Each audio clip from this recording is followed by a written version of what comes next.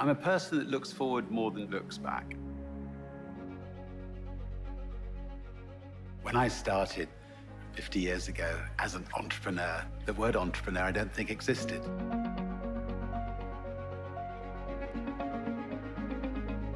The airline's the brainchild of Richard Branson, the 34-year-old millionaire head of the Virgin Records empire. I think an entrepreneur is somebody that creates something that makes a positive difference to other people's lives.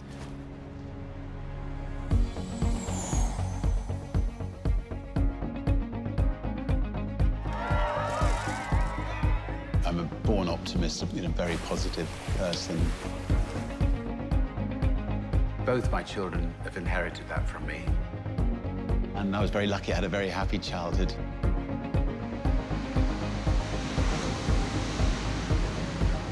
One of the things I enjoy the most is teaching people to swim. No, you shouldn't sink, Archbishop. You just go. I find it quite an easy thing to do, and it's wonderfully satisfying to help them stand on their own 2 feet. That was brilliant. Why do you have so much money? The exciting thing about learning to be an entrepreneur is then later on in life you can be creating not-for-profit businesses, not-for-profit things to try to deal with the problems of the world. I've been lucky enough to help create the Elders, which is a wonderful group of people that are trying to tackle conflict resolution issues in the world. The Elders can become a fiercely independent and robust force for good. The Oceanic Elders to try to tackle the problems of the oceans. The Carbon War Room to try to tackle climate change. My attitude in life is to give everything I can to solve the problem. Trying to go to space has been tough, very tough. The old saying, it's not rocket science. Well, obviously, if you're trying to go to space, it is rocket science. Armed. Fire. I get enormous satisfaction trying to achieve something that has never been achieved before.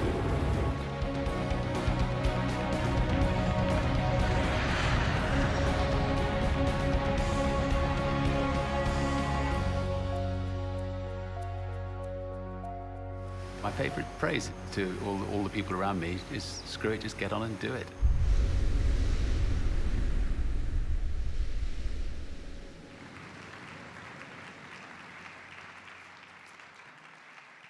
Oh, you should have learned.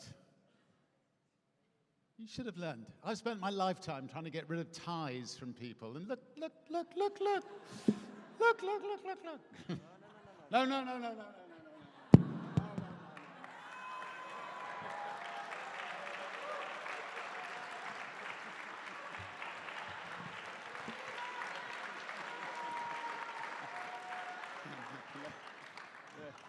Right, you can finish that off. Come on. Go on then. Just do it. All right, and I look much better. There we go.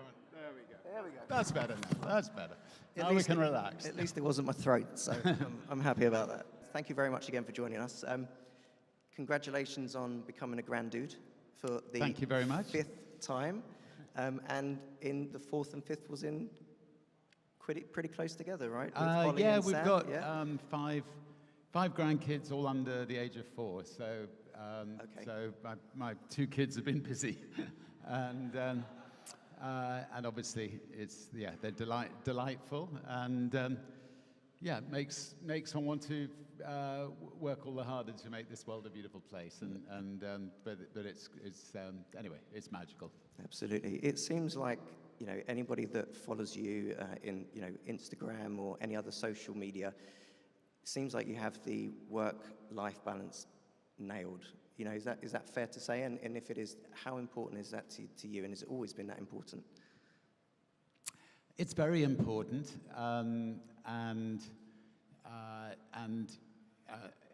we have a sort of philosophy at Virgin where we first of all try to draw a circle around each other, or more importantly, a circle around ourselves, and we try to make sure that inside that circle we get fit, healthy, you know, we get our balance of partying and our drinking, you know, in the right balance, so that we can then make the circle bigger and concentrate on family, friends, neighbors, and then as we start building businesses, make the circle even bigger and start helping the community, and then one day your country, and then one day the world.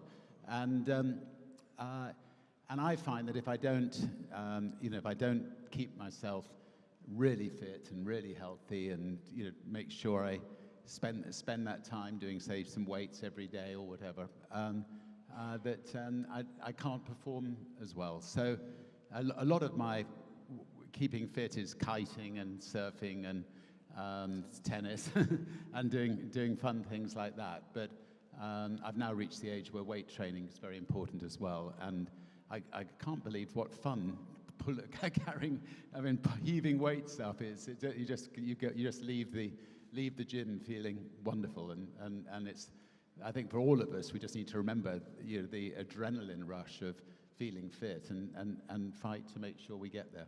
Sure. Has Joan or Sam or Holly, do they ever tell you to slow down? Does anybody dare? Or, you know, is it not fall on deaf ears? I've never ever seen myself as working in a job. I've been very lucky. I've been, since I was 15, I've created things that I can be proud of, and that people around me can be proud of, and had a lot of fun doing it. And I see every day as one long learning process. I never went to university, so I'm learning all the time. And you know, I love challenging myself. I love challenging the people around me. I will continue doing roughly what I'm doing until I drop, because I enjoy it, and because I think I'm in a position where I can really make a difference, and I want to make a difference. But what about the close shaves? You've come a cropper a few times. When I was younger, I might have been a little bit foolish, and you know, had some wonderful adventures trying to break the transatlantic record for the fastest boat, and we sank. Was pulled out of the sea by a helicopter. And then the following year, we actually succeeded. Trying to be the first to cross the Atlantic in a balloon. Well, we sank, and we were pulled out of the sea by a helicopter. And yeah, we then did the Pacific. We were aiming for Los Angeles. We missed Los Angeles by 2,500 miles, and we ended up 800 miles into the Arctic. So yeah, balloons don't really, you know, you can't make them go the way you want them to go. So they're very interesting things to fly, particularly on those long adventures. And then when we tried to go around the world in a balloon, we ended up again being rescued by a helicopter in the Pacific. So, so I think I've got more Guinness World Records for being rescued 5 times out of the sea than anybody else. Brilliant. So we're going to have a talk about Virgin Unite and not-for-profit, which is, you know, so close to your heart. I will ask the team if we can play the Virgin Unite video. So let's just see if we can run that.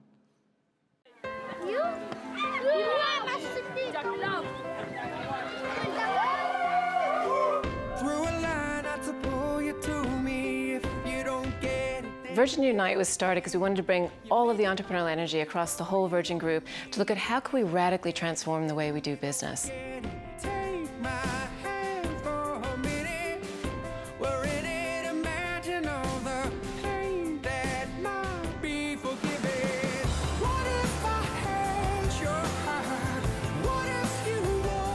In a world where we're facing a number of problems right now, economic or otherwise, that's really the time for entrepreneurs to shine, to make opportunities out of challenges. To be in that environment of being with the people who share the same ideas as you, they make you feel proud of what you're doing.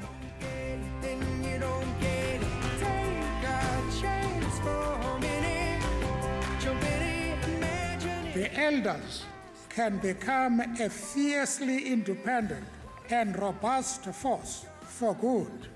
We have been able, through their good offices, to get $18 million.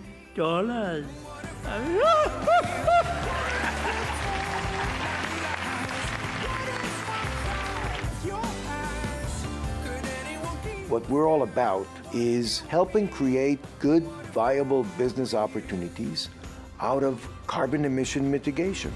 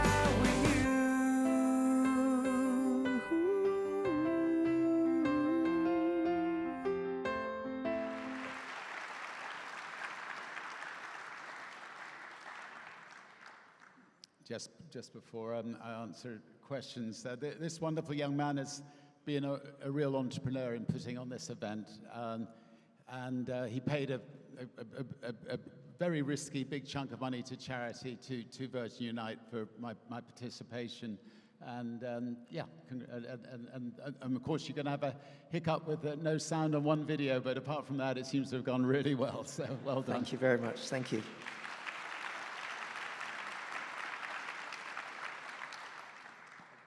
I'm sure that video just gave us a glimpse into you know, the charities that you work with, and you help elders, Carbon War Room. How do you prioritize your time, resources, and money? How do you prioritize where that goes? That's, you know, must be a struggle. Well, I talked earlier about circles, and obviously Virgin is a global group, so we have literally drawn a circle around the world. Every year we have a team of people looking at what are the most audacious ideas that need fixing in this world. You know, is it climate change? Is it conflict resolution issues? Is it drug reform, etc.? And then we set up organizations, just like we'd set up a business, to go out and try to tackle these issues. And we also work with partners. I mean, you know, for instance, you know, last week we had some of the wealthiest people in the world come, and we got together and said, right, let's go and, you know, sort out, you know, a particular kind of blindness in Africa. Let's see if we can't address it. You know, in Africa, a young girl can have that much worms, a jar full of worms in her body. One little pill sorts it out. So, you know, let's see if we can do that, and so on. And we'll also try to use our entrepreneurial skills to look at problems differently. So, if you look at the war on drugs has been going on for 60 years. It's failed for 60 years, and you know, if it had been a business, we would have closed it down 59 years ago. And governments continue to wage this war on drugs year after year after year. They used to do that with drinks in America between 1920 and 1935 or something. And it resulted in Al Capone, it resulted in a whole underworld.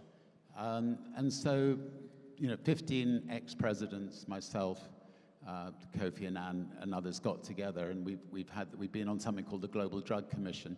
And with one voice, we're urging governments to treat drugs as a health problem, not a criminal problem, to help people who have drug issues, to help people who've got alcohol issues.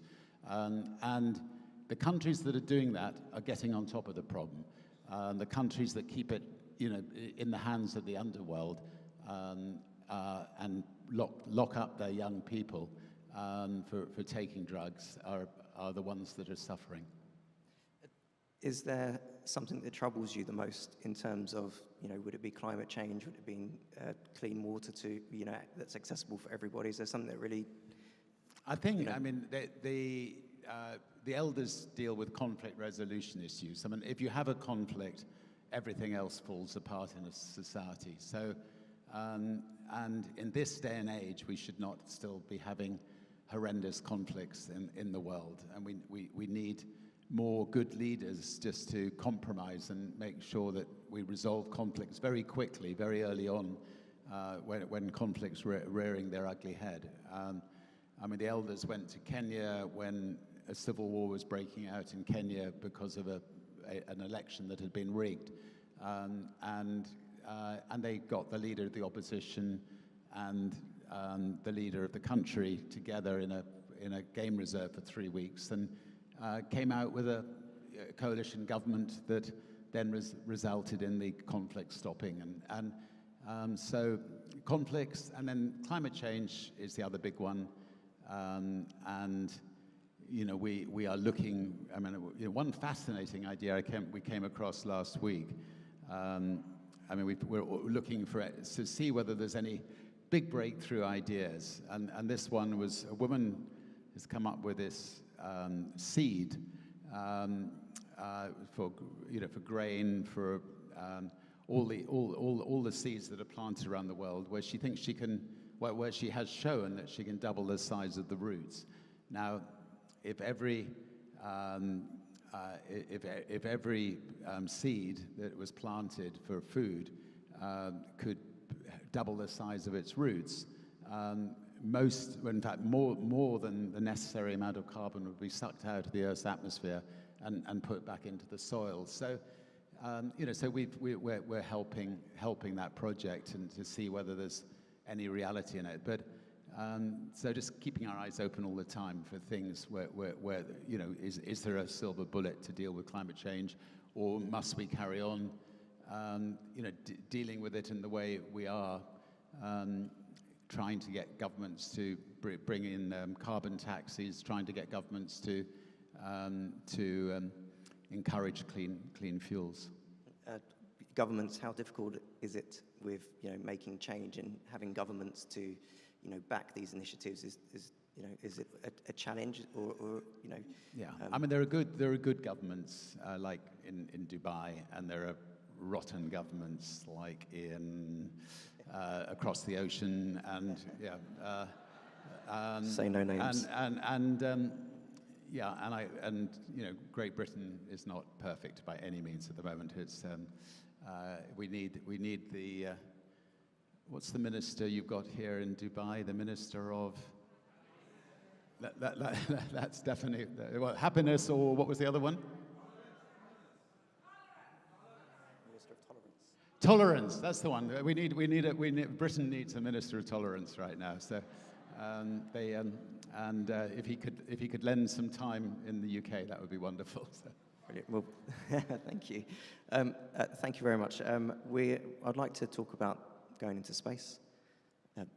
Perhaps me personally one day, but obviously Virgin Galactic is just an amazing project, and this seems so dear to you. But where did you always want to be a spaceman? Or, How many people would like to go to space in this room? I'm not surprised. It's something like 50-60% of the world's population would love to become astronauts, would love to go to space, and I'm in that 50-60%. The other 40%, I think the other 60% are mad and can't comprehend it at all. I saw the moon landing on a grainy black and white TV set when I was a teenager and thought one day I'll go into space. And I waited and waited and waited. NASA were not interested in building spaceships for you or I to go into space. So 14 years ago, I thought, screw it, let's do it. Let's register the name Virgin Galactic Airways. I also, by the way, when I went to the registry office, because I'm an optimist, I registered Virgin Intergalactic Airways as well. And I set about traveling the world to try to find an engineer who could build spaceships for us, and came across a genius called Bert Rutan. And it's been 14 years of joy and tears and joy. And this December, we finally got into space, and it was a very emotional day. And in fact, we were the first spaceship to be in space from American soil since 2011.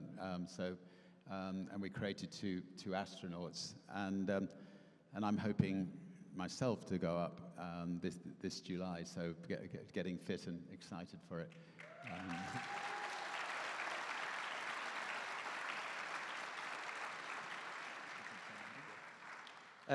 We're just going to show a video in a second, but there's been some ups and downs, obviously, with the project.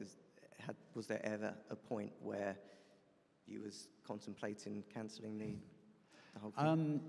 I hate the idea of giving up on anything.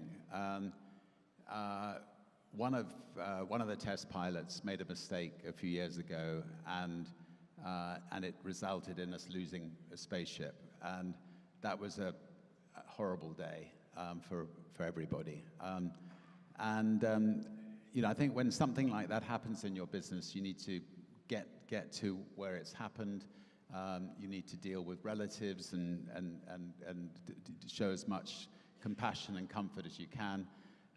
You then have got, you know, we have 800 engineers who'd built the spaceship, and initially they thought maybe they'd done something wrong, but fortunately they hadn't. You know, so we had a big hug together, and we talked to the 700 people who'd signed up to go to space with us, and pretty well with one voice they said carry on. So it set us back 5 years, but we're now right back on track, and you know, we're just finishing the test program, and then by the end of this year we'll be able to send people to space. Well, let's get some visuals on the project so far. The exploration of space will go ahead, and it is one of the great adventures of all time. Humans have managed to learn so much about the universe in such a relatively small time frame compared with the life of the universe. That was always very incredible to me. Armed. Fire.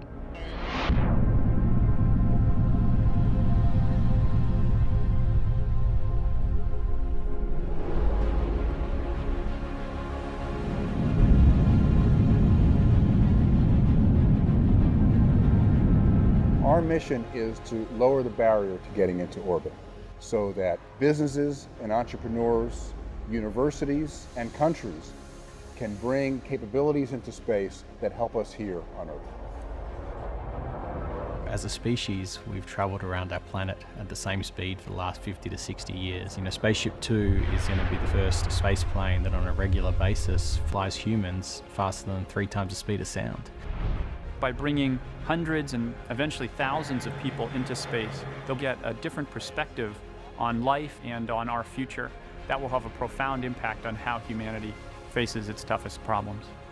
Together, we can make space accessible in a way that has only been dreamt of before now. And by doing that, we can truly bring positive change to life on Earth.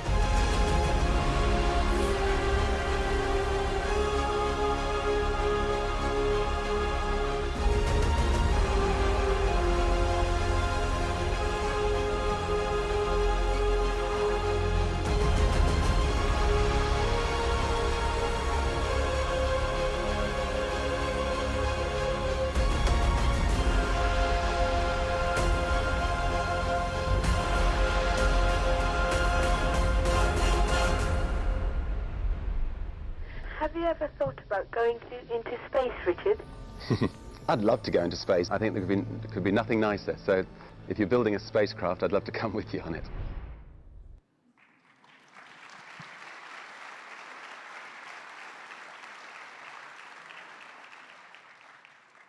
Now I think that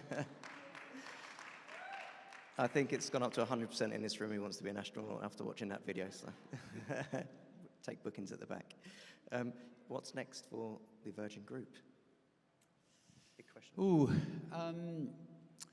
So about 50% of my time is on the not-for-profits, which I talked to you about, and I think there's lots of wonderful things that can be achieved in the years to come on that.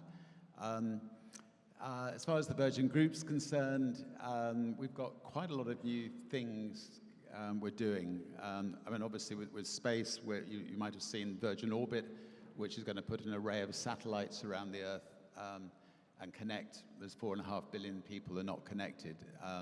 So that's exciting. And one day, we're the only spaceship company with spaceships built like airplanes. So one day, hopefully, we can do point-to-point travel in a relatively environmentally free way at great speeds. We've also developing something called Virgin Hyperloop, which is a tunnel which can be put on the top of the ground or underground. It'll have pods in it, and will transport people at incredible speeds, levitating on a magnet. And we're actually in discussions in Dubai about connecting the two airfields. So you've got Dubai Airport, and then the new airport being built, which is quite a long way away. And so you will get in, you'll come off your plane, say from London. There will be a pod which will be right at the gate at Dubai Airport. If there's 6 of you going on to the other airport and connecting a flight there, 6 of you will get in. The pod will then head off at round about 600 miles an hour through this tunnel and will go straight to your gate at the other end. So you avoid the long traffic jam getting through Dubai to get to the new airport. You avoid the 1.5 hours getting through an airport, and you literally just go gate to gate. Our initial track is going to be in India, Mumbai to Pune, which is 180 kilometers. So once we sort of finish bedding down the technology there, then we hope to start building in Dubai. And Virgin Voyages seems like an amazing project, disrupting the cruise industry. I mean, I've never been interested in going on a cruise, and then just talking with friends who've been on cruises, I just thought, damn it, we can create the kind of cruise ship that'll be really good fun to go on. And so sadly, as a grandfather, we've precluded children on this ship. It's going to have nobody's complaining in here. Yes, it's going to be a real party ship, and we've got I think our team have got it absolutely right. And I'm actually flying tonight to New York to put tickets on sale tomorrow, and we're going to do and it start with Miami, Cuba, Bahamas, but in time one of our cruise ships will come down to this region, which is obviously very beautiful. I know you still have the scissors, so the next question I'll tread carefully. Retirement? Say again? Retirement? What's that mean? That's what I thought.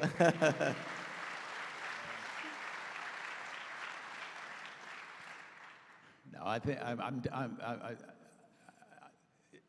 I don't. As I said, I don't think anybody should really retire. Ideally, I mean, I think if you're doing something interesting, you should carry on doing it. If you're in a position to make a difference, you should carry on making a difference. And I think retiring could be quite dull and unexciting. I'm just going to finish off some quick fire either-or questions. The first one maybe just the Brits will get, I'm not sure. Marmite, love or hate? Marmite or what? Marmite, love or hate? Just Marmite? Yeah, just Marmite. I like Marmite, yes. Okay. Books or movies? Depends on the frame of mind, but I'll go for books. Okay. Bath or shower? It has to be a bath. Okay. And cats or dogs? Cats or dogs? It has to be dogs. Brilliant. I know you have a plane to catch, but we can't leave without showing the Ryan Reynolds aviation video. So if we could run that, and then we'll wrap up. Thank you. We're here today to share some very exciting news. Today, Sir Richard, we're making corporate history. Well, not really. I think you At Aviation, we're totally focused on making the best damn gin on the planet. In order to maximize shareholder value, we are pleased to announce Virgin Atlantic and Aviation are merging. Throw to me. Actually, Brian, this is more of a partnership announcement. Virgin Atlantic will now be serving Aviation Gin. At first. But as a businessman, I know all deals are about scale, scope, not the least of which, scale. Ryan. Yes, Sir Richard. Just try to be yourself. Okay. Anyway, we at Aviation couldn't be prouder of today's announcement. And before anyone asks, no decision has been made yet as to which one of us will lead the combined entity henceforth known as AVA Virgination. For f***'s sake, Brian. No, I didn't say, I wasn't saying it wasn't gonna be you. And we'll end it there. Thank you very much. Big round of applause. Thanks, everybody. Cheers.